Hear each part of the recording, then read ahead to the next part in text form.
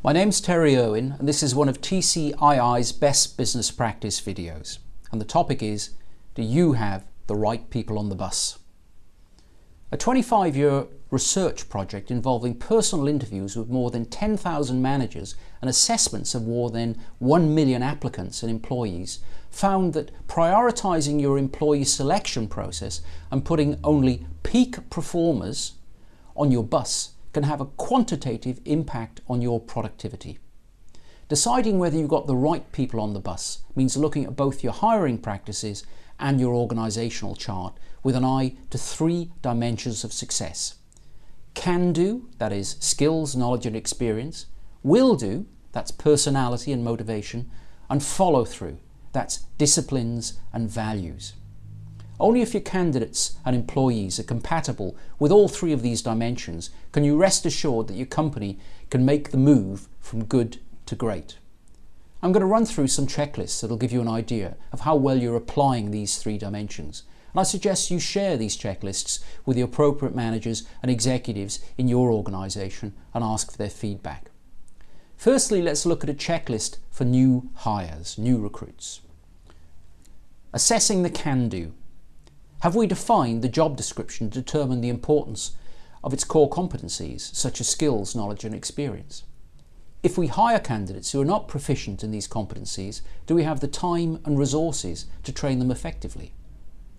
Do we effectively and efficiently pre-screen our candidates via the internet or over the telephone to assess each of these can-do competencies? Do we routinely eliminate candidates who don't possess the required can-do for the job for which they're applying? Assessing the will-do.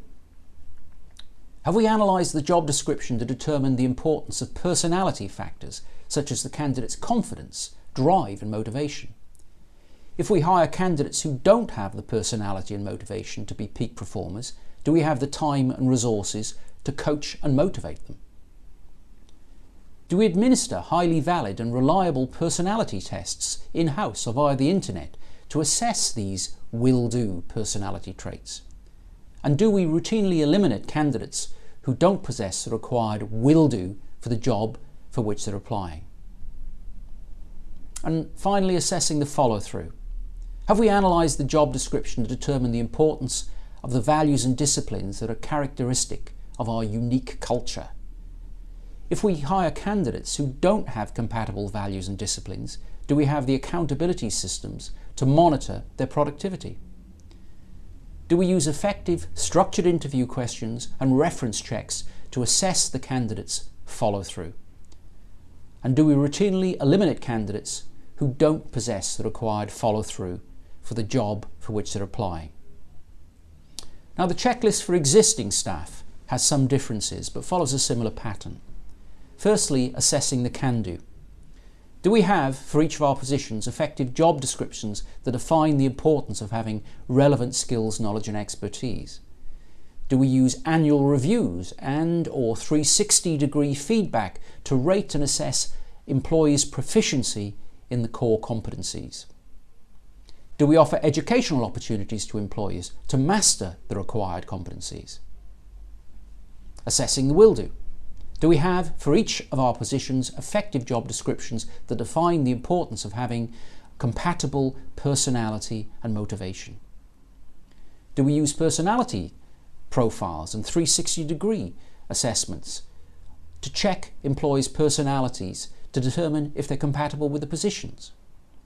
Do we offer effective coaching and counselling opportunities for employees who've got incompatible personality or motivation? And finally, assessing follow-through. Do we have, for each of our positions, effective job descriptions that define the importance of compatible values and disciplines?